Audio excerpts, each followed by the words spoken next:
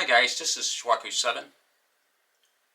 Today I want to talk to you about an issue that I found in Pavel Tsatsouline's book, Power to the People. And Pavel Tsatsoulin is the Eastern European who immigrated to the United States and popularized kettlebell training. But he also wrote the book Power to the People, which advocates home gym owners buy a 300-pound Olympic weight set and only do 2 exercises, the deadlift and the press. And Pavel Tsatsouline advocates if you do those 2 exercises, the deadlift and the press, for 5 repetitions, taking 3 to 5 minute rest intervals between sets, and doing many sets for volume, that you can develop muscular endurance, size, and strength. And I agree with Pavel Tsatsouline that that is one way to develop muscular endurance, size, and strength if you're a beginner. But the issue that I want to raise with Pavel Tsatsouline's book, Power to the People, is what Pavel wrote on page 46 about myofibrillar hypertrophy versus sarcoplasmic hypertrophy. And I can't show you the book for copyright reasons, but I can read an excerpt from it. And Pavel writes on page 46, there are 2 types of muscle growth. Myofibrillar hypertrophy, or real muscle growth, is enlargement of the muscle fibers as it gains more myofibrils, things which contract and generate tension. The muscle gets stronger and harder. Myofibrillar hypertrophy is accomplished by training with heavy weights. Sarcoplasmic hypertrophy, on the other hand, is a worthless increase in the volume of the muscle cell fluid as a result of high rep training. The fluid, sarcoplasm, accounts for 25 to 30% of the muscle size. Mitochondria, the power plants of the cell, which when well developed makes up to 20 to 30% of the muscle size, also grows from high reps. The same applies to capillaries. An early 80s studies found twice as many capillaries per muscle fiber in elite bodybuilders than in normal subjects. Needless to say, building things like capillaries or increasing cell fluid volume is form above the function. I have no respect for that. I take issue with what Pavel Tsatsouline wrote about sarcoplasmic hypertrophy. I was taught when I attended the Ohio State University, with doubt comes questioning, with questioning comes understanding. Now, this is a famous saying by Peter Abelard, the father of scholasticism, which essentially means that we should doubt anything that we read or told and to question it. Is that so? So I researched this topic about sarcoplasmic hypertrophy. Are there no benefits to sarcoplasmic hypertrophy? And my research shows that there are benefits. And in fact, if you're obese and your goal is to lose weight, you should be using sarcoplasmic hypertrophy as a tool. By Pavel Tsatsouline's own admission, mitochondria, the power plants of the cell, which when well developed makes up 20 to 30% of the muscle size, also grows from high reps. The same applies to capillaries. An early 80s study found twice as many capillaries per muscle fiber in the elite bodybuilder than in normal subjects. Mitochondria is extremely important for losing weight, as is capillary density. Having more mitochondria and more capillary density is beneficial for those who want to lose weight and overcome obesity, because the more mitochondria you have, the more blood sugar can be taken in and converted to energy, which means there's less blood sugar that can damage the kidneys or be converted over to visceral fat, which is the fat around your internal organs that produces cytokines, which triggers inflammation and other more serious health conditions. And the more capillary density you have, and capillaries are the tiny blood vessels that bring blood and blood sugar and oxygen and nutrients to your muscle fibers and your muscle cells, is a good thing too, because you want more glucose being brought in, and you want more oxygen, and you want more nutrients. And you also want those capillaries to carry the waste products of the metabolic process away from the muscle fibers. So the more mitochondria and capillary density you have will benefit those trying to overcome obesity, or even if you just want to lose a few pounds. One of the tools I use on the internet is Copilot, which is from Microsoft Bing, but it's essentially artificial intelligence. So I made the quick internet query, what are the benefits of sarcoplasmic hypertrophy? And the response was, sarcoplasmic hypertrophy involves an increase in the volume of the sarcoplasm, the fluid and energy storing molecules within muscle cells. Here are some of the key benefits. Increased muscle size. Sarcoplasmic hypertrophy leads to a larger muscle appearance due to the increased volume of sarcoplasmic fluid. 2. Enhance endurance. This type of hypertrophy can improve muscular endurance as the increased sarcoplasmic fluid contains more glycogen and other energy storing molecules. 3. Better muscle pumps. Bodybuilders often seek sarcoplasmic hypertrophy for the enhanced muscle pumps during workouts, which can be motivating and visually appealing. 4. Improved nutrient storage. The increased sarcoplasmic volume allows for better storage of nutrients like glycogen, which can be beneficial for prolonged physical activities. So despite Pavel Tsatsouline's assertion that sarcoplasmic hypertrophy is not something he would want, for those who are obese or others who just want to lose excess body weight, even if it's just a few pounds, sarcoplasmic hypertrophy is beneficial because it increases the number of mitochondria within the muscle and the capillary density. And as I said before, the more blood sugar that can be taken in and used as energy will not only eliminate more blood sugar from your bloodstream, but it will provide you with more energy, so you will be stronger. This raises the issue of what type of exercises should you do to induce sarcoplasmic hypertrophy.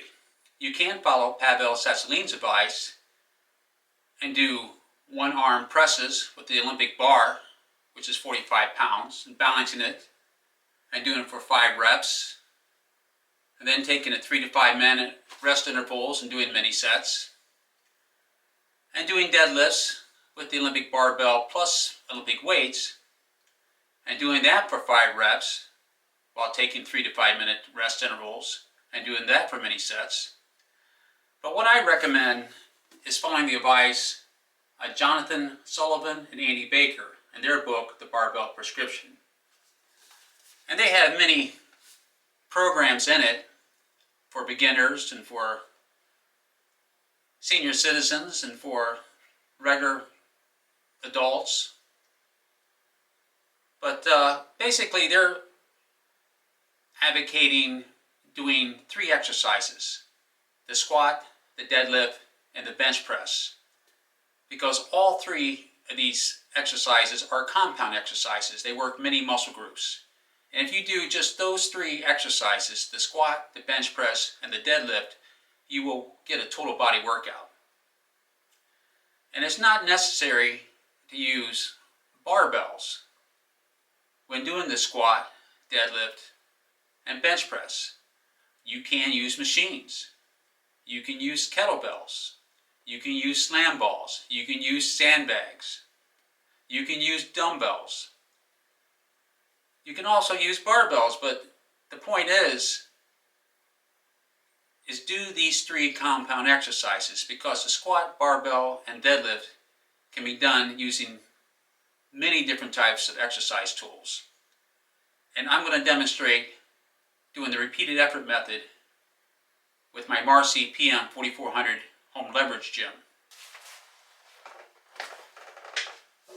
And I have 2 45-pound plates on each side. And the important thing is going to failure.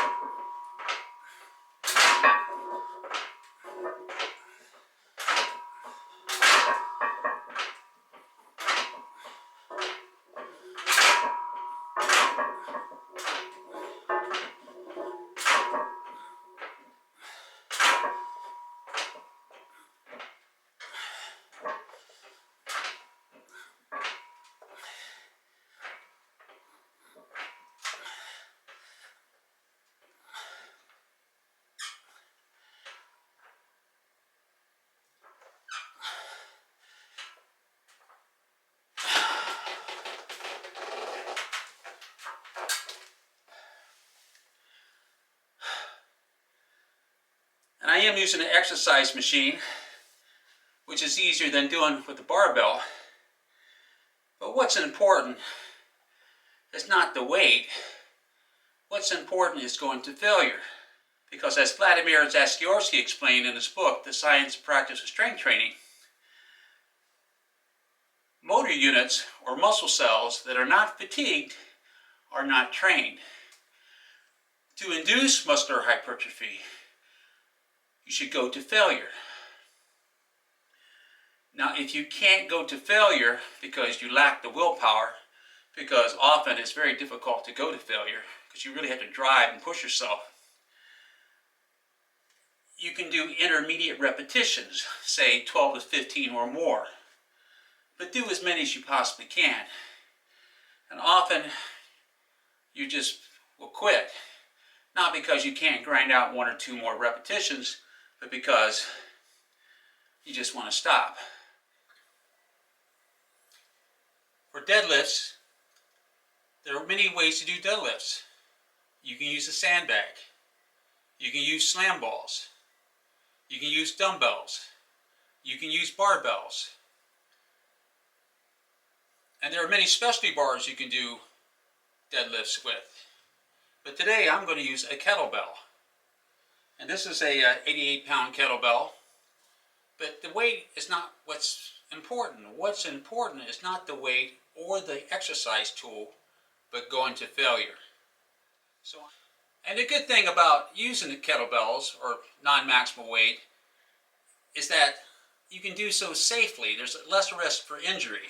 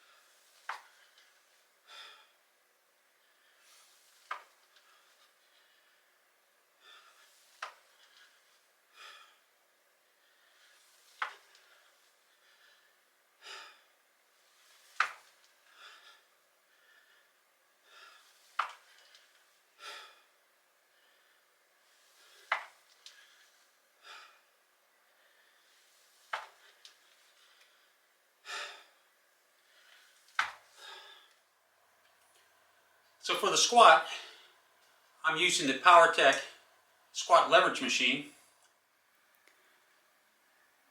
This is my PowerTech squat leverage machine.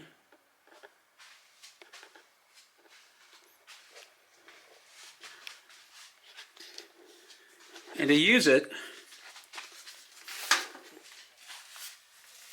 there's a platform down here I could use that's slanted for hack squats. But I'm just going to do regular squats. And I got two 45-pound plates on each side. And again, it's not the weight that's important. What's important is going to failure. And the good thing about using the PowerTech squat leverage machine is that you can do squats safely.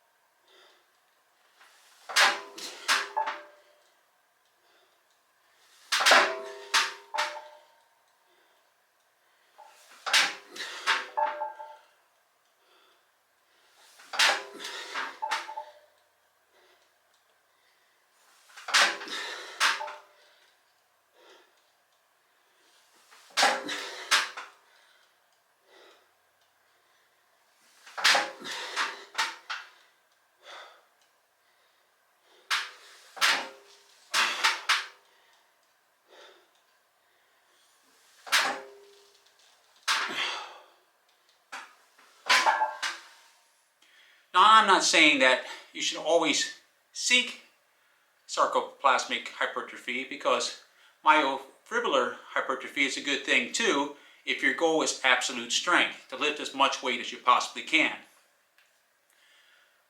But your goal to overcome obesity is different from a powerlifter who's trying to lift as much weight as he possibly can. And Vladimir Zastyorsky encourages athletes to use all four of his methods. The maximal effort method, lifting as much weight as you can. The repeated effort method, of lifting non-maximal weights to failure. The submaximal effort, which is lifting non-maximal weight to less than failure, but for intermediate repetitions or more. And the dynamic effort method, of lifting non-maximal weight as quickly as you can. That you want to be well balanced. But for the purpose of overcoming obesity and losing weight, sarcoplasmic hypertrophy is what you want. And there are many ways to achieve sarcoplasmic hypertrophy. Now, I advocated doing what Jonathan Sullivan and Andy Baker advocates, of using the squat, the deadlift, and the bench press. But you can do this with calisthenic exercises like the push-up, or resisting gravity exercises like the pull-up, the chin-up, and the dip. You can do it with other exercises like the rows, the clean and jerk, the press. There are many ways to the top of a mountain. And this is the famous adage by Miyamoto Musashi, who wrote the Book of Five Rings, which is a text studied in many Masters of Business Administration programs here in the United States. There are many ways to the top of a mountain, and likewise, there are many ways to achieve muscular size, strength, and endurance. And there are many ways to achieve sarcoplasmic hypertrophy. Louis Simmons of Westside Barbell stated that he once did curls 200 times with 25-pound dumbbells. The United States Marine Corps requires every Marine to lift a 30-pound ammo can as many times as they can in 2 minutes. And that is a form of the repeated effort method. What's important is to fatigue as many muscle cells as possible to induce muscular hypertrophy and endurance. Because the more muscular hypertrophy you have, the more mitochondria you have, and the more capillary density you have. That's all for this video. Please like, subscribe, and hit the bell notification so you'll be notified when I upload more YouTube videos. And as always, thanks for watching.